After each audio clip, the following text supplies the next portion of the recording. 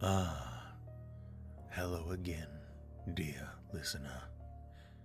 You have made it to the last week of Spooktober 2022. Congratulations. Now is time for one of my personal favorites. So, gather round, come close, and listen to The Telltale Heart by Edgar Allan Poe.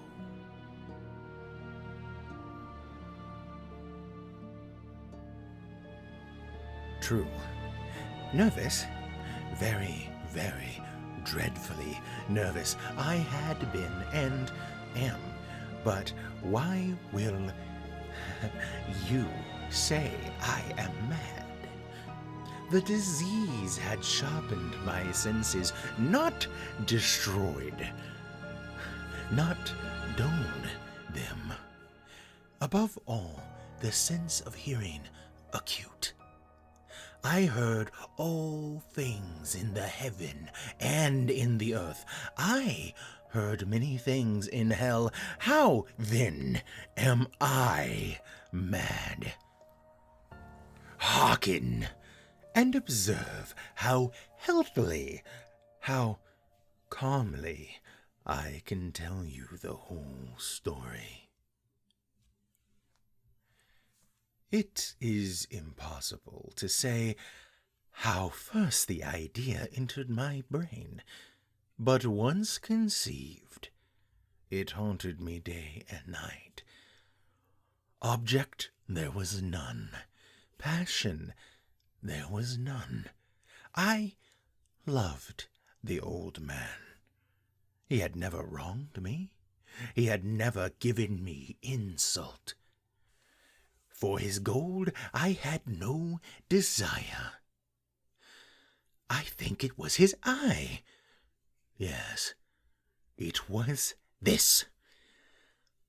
One of his eyes resembled that of a vulture, a pale blue eye with a film over it. Whenever it fell upon me, my blood ran cold. And so, by degrees, very gradually, I made up my mind to take the life of the old man, and thus rid myself of the eye forever. Now, this is the point. You fancy me mad. Madmen know nothing.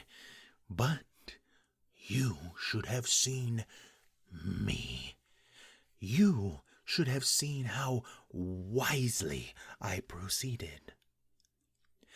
With what caution, with what foresight, with what dissimulation I went to work. I was never kinder to the old man than during the whole week before I killed him. And every night, about midnight, I turned the latch of his door and opened it. Oh, so gently. And then, when I made an opening sufficient for my head, I put in a dark lantern, all closed, so that no light shone out. And then I thrust in my head.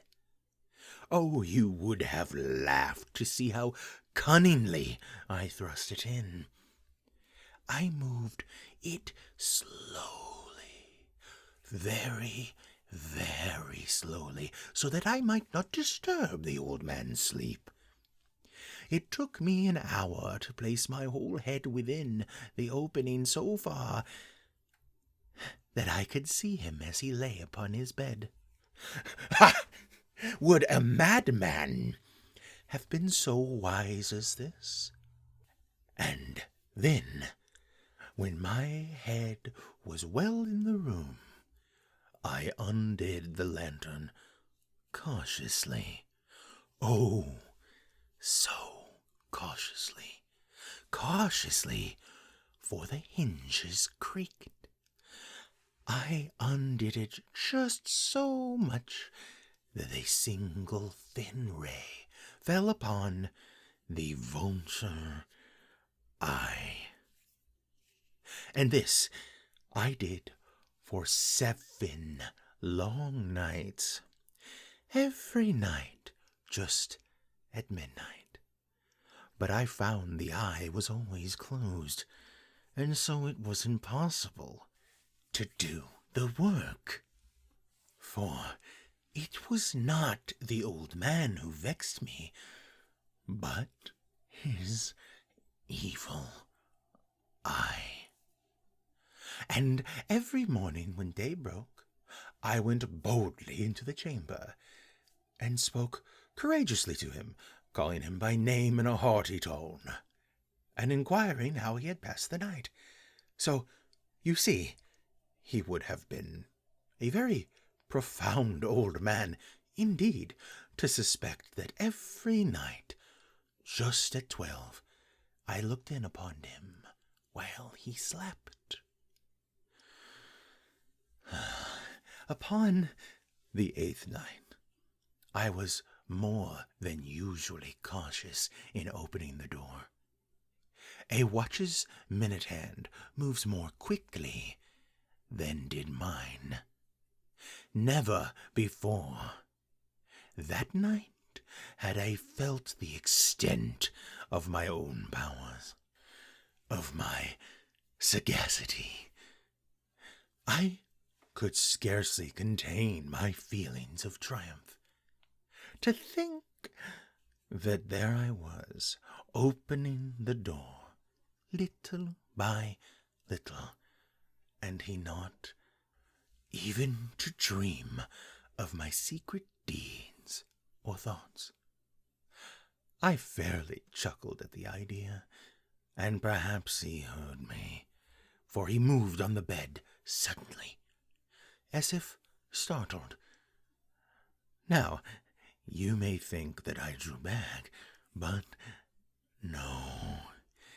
His room was as black as pitch, with the thick darkness, for, you see, the shutters were close fastened, through the fear of robbers, and so I knew that he could not see the opening of the door, and I kept pushing it on steadily, steadily. I had my head in, and was about to open the lantern, when my thumb slipped upon the tin fastening, and the old man sprang up in the bed, crying out, "Who's there?" I kept quiet. I kept quite still, and said nothing. For a whole hour I did not move a muscle. And in the meantime I did not hear him lie down. He was still sitting up in bed, listening, just as I have done night after night, hearkening to the death watches in the wall. Presently I heard a slight groan, and I knew it was the groan of mortal terror. It was not the groan of pain or of grief. Oh, no! It was the low, stifled sound that arises from the bottom of the soul when overcharged with I knew the sound well. Many a night, just at midnight, when all the world slept, it has welled up from my own bosom, deepening with its own dreadful echo, the terrors that distracted me. I say I knew it well. I knew what the old man felt, and pitied him, although I chuckled at heart. I knew that he had been awake, lying awake, ever since the first slight noise. When he had turned in the bed, his fears had been ever since growing upon him. He had been trying to fancy them causeless, but could not. He had been saying to himself, "Oh, it's nothing but the wind in the chimney. It's only a mouse crossing the floor, or it's merely a cricket which has made a single chirp." Yes, he has been trying to comfort himself with these suppositions, but he had found all in vain. All in vain. Because death, in approaching him, had stalked with his black shadow before him, and enveloped the victim. And it was the mournful influence of the unperceived shadow that caused him to feel, although he neither saw nor heard, to feel the presence of my head within the room. When I had waited a long time, very patiently, without hearing him lie down, I resolved to open a very, very little crevice in the lantern. So I opened it. You cannot imagine how stealthily, until at length a single dim ray, like the thread of the spider, shot from the crevice and fell upon the vulture eye. It was open, wide open, and I grew furious as I gazed upon it. I saw it with perfect distinctness, all a dull blue, with a hideous veil over it that chilled the very marrow in my bones. But I could see nothing else of the old man's face or person, for I had directed the ray, as if by instinct, precisely upon that damned spot. And now, I have not told you that what you mistake for madness is but over-acuteness of the senses. Now, I say, there came to my ears a low, dull, quick sound, such as a watch makes when enveloped in cotton. I knew that sound well, too. It was the beating of the old man's heart. It increased my fury, as the beating of a drum stimulates the soldier into courage. But even yet I refrained and kept still. I scarcely breathed. I held the lantern motionless.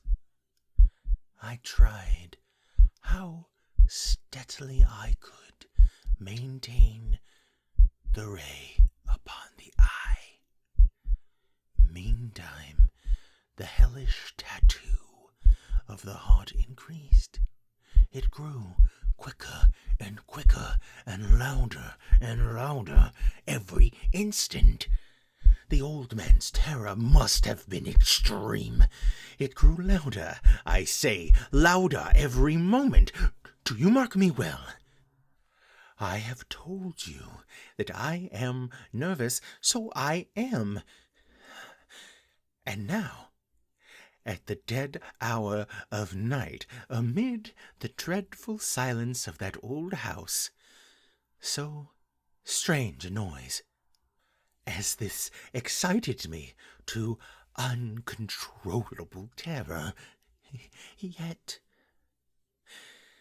for some minutes longer I refrained and stood still, but the beating grew louder.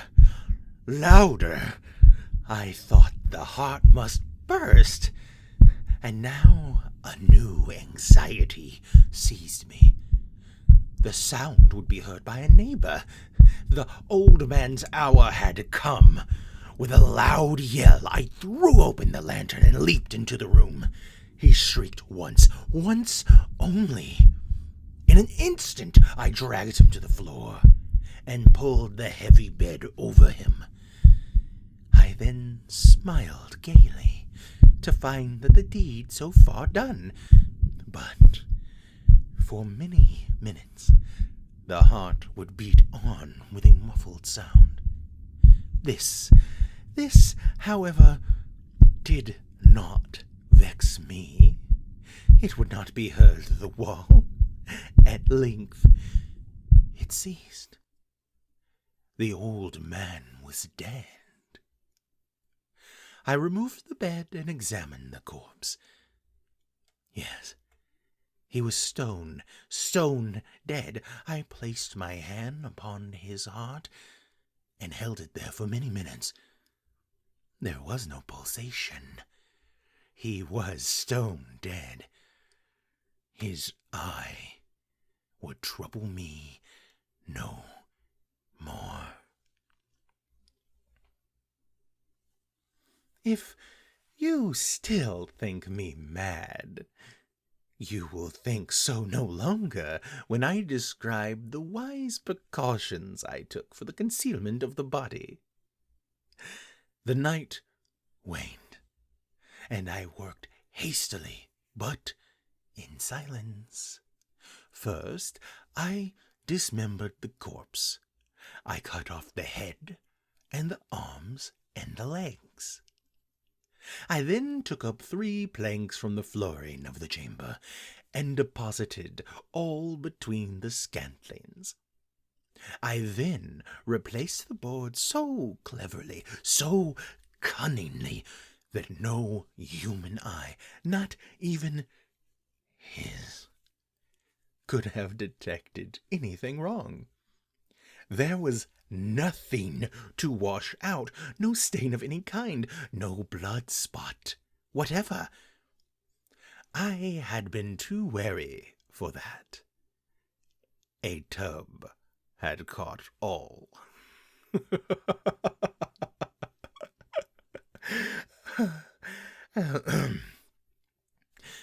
When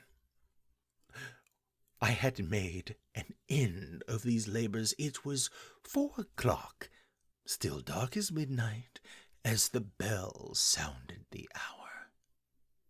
There came a knocking at the street door. I went down to open it with a light heart, for what had I now to fear? There entered 3 men, who introduced themselves with perfect suavity as officers of the police. A shriek had been heard by a neighbor during the night. Suspicion of foul play had been aroused. Information had been lodged at the police office, and they, the officers had been deputed to search the premises. I smiled, for what had I to fear? I bade the gentleman welcome. The shriek, I said, was my own in a dream. The old man, I mentioned, was absent in the country. I took my visitors all over the house. I bade them search. Well, I led them at length to his chamber. I showed them his treasures secure and undisturbed.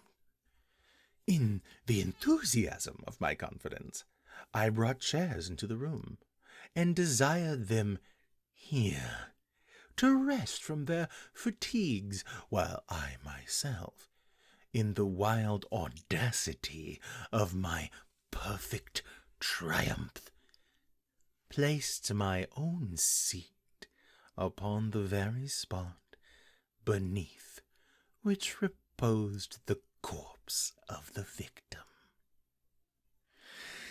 The officers were satisfied. My manner had convinced them. I was singularly at ease. They sat, and while I answered cheerily, they chatted of familiar things. But ere long, I felt myself getting pale, and wished them gone. My head ached, and I fancied a ringing in my ears. But still they sat, and still chatted. The ringing became more distinct. It continued, and became more distinct. I talked more freely to get rid of this feeling, but it continued and gained definitiveness, until at length I found that the noise was not within my ears. No doubt I grew very pale, but I talked more fluently and with a heightened voice. Yet the sound increased. What could I do? It was a low, dull, quick sound, much such as a sound as a watch makes when enveloped in cotton.